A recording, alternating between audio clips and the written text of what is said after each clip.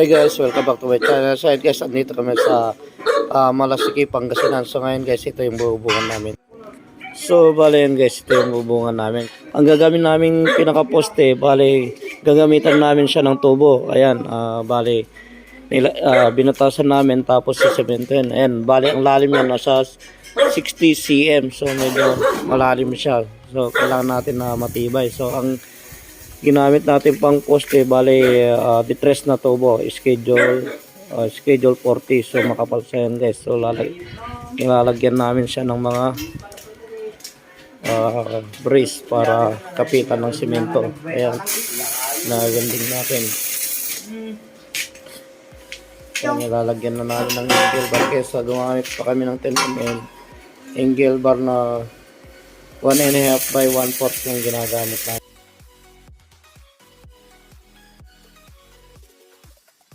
Hindi kalakihan yung gagawin namin bugbong dito guys. Bale puro nakadrop yung gagawin namin dito na bubong. So ito pinaka kitchen nila. Pupustayan rin namin ng mga tubo yan doon sa harap doon. Bale tubo rin yung gagamitin namin. Tapos ikakapit namin dito sa mga may poste. Bale channel bar na 2x3 by 1/4 yung gagamitin namin po para matibay guys. Kasi kung tubular yan, medyo may kahabaan. So gagamit kami ng mga channel bar yung gagamitin namin. Bale, at siyempre guys, ito yung gagamitin natin na pang rafter 2x3 by 1/4 na channel bar. 22 kilos. At yung mga hindi pa dumating yung ibang materials natin kasi hindi pa na-deliver. So ito muna yung mga na-deliver, mga channel bar at mga C-bar links. At gagamitan natin siya ng angle bar na 1.5 by 1/4. So ayan, dumating na. So ito yung gagawin natin pinaka-truss. So ayan, nag-okay na sila at nilagyan siyempre cement yan si Wesley. So bali yan, hindi pa na-deliver kasi yung buhangin namin at semento. Sisementohin namin yan. Ayan.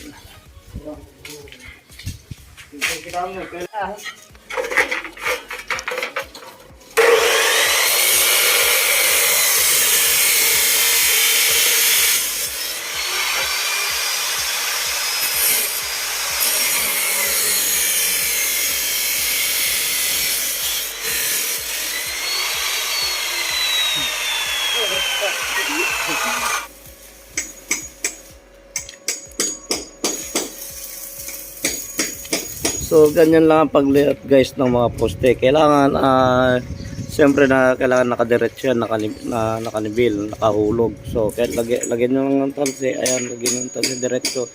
Tapos lagyan nyo ng sukat, ayan, diretso na yung pag-layout ng mga poste.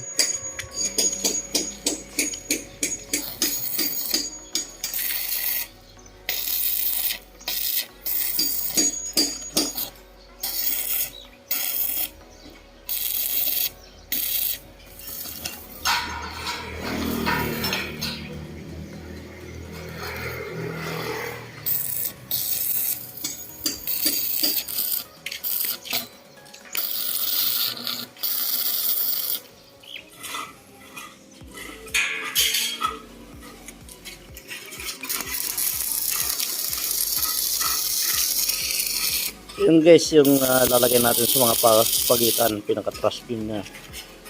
Ayan, so bali hindi na natin lalagyan ng mga aside or mga counter niya para hindi na samak, para hindi masyadong maraming ubusin na materyales, para hindi masaya. At siyempre ito bubuhusan namin sa malalim guys. Ayan, bali 60 cm yan. Malalim yan.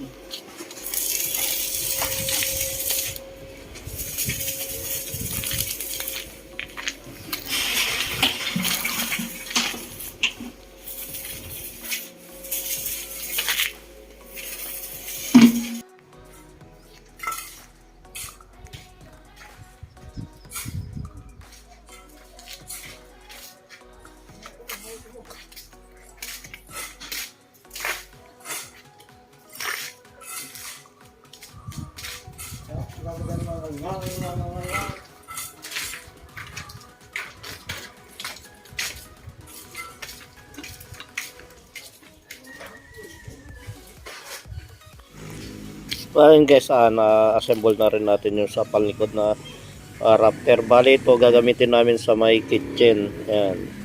Bali channel bar din yung ginamit natin sa Raptor type. Lalagyan kasi natin yung mga truss beam yan.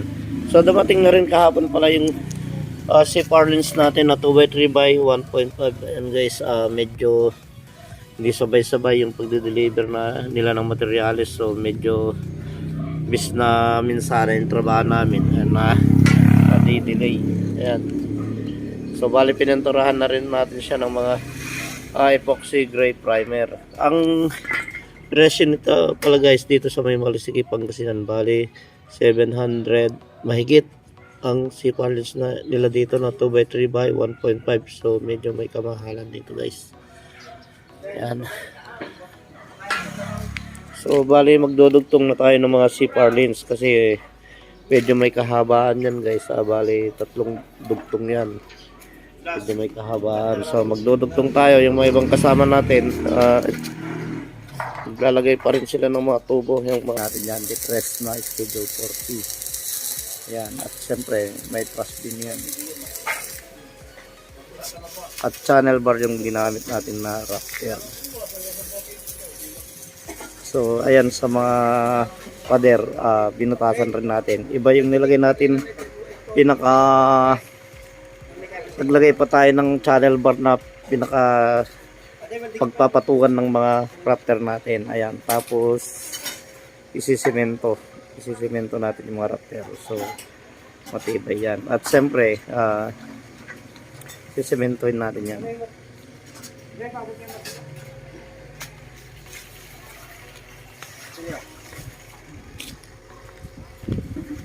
So bali yan guys, nailagay na namin lahat ng mga Raptor. So ayan, kompleto na rin natin pati mga pasya board natin. So ayan, bali ang ginawa rin natin dito, bali na Raptor type siya pero may mga center truss beam siya dyan sa mga yan, yung mga pinaka center truss beam natin siya sa dulo. So napakatibay niyan. Kung mas marami kayong budget, okay lang mag half truss kayo. Siyempre mas maganda siyempre half truss, pero siyempre mas maraming kakainin ng materyales. So bali yan, lahat ng mga binatasan natin ng mga pinatasan natin ng semento, may naka-welding yan sa mga bakal. Bali sinemento natin lahat ng mga Raptor.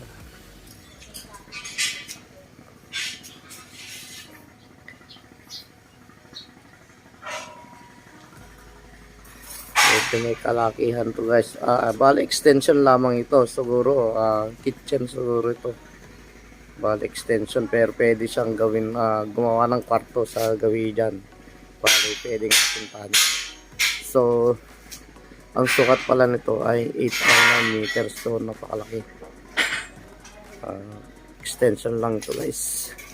At syempre yan ang pinakamadaling paraan ng paggawa ng extension kaysa magposte.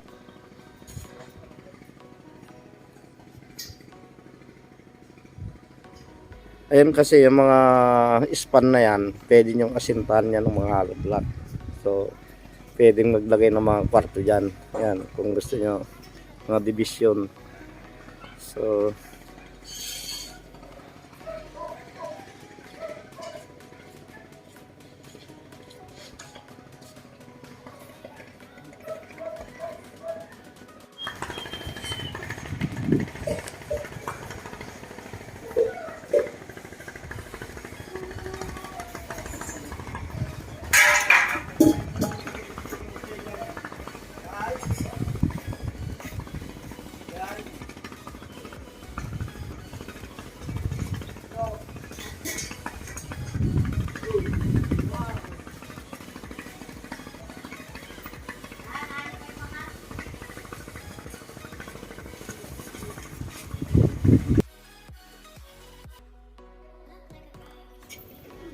So bali yan guys, bali na transfer namin lahat itong pinaka-kitchen na sa extension sa may gilid ng kabayan. So ganyan lang kasimple ang magbubong ng mga extension gamit ang mga tubo or tubo or pwede rin mga channel bar or tubular kung gusto yung mga light materials. So, kung gusto yung video natin, pakalik yung mga video natin.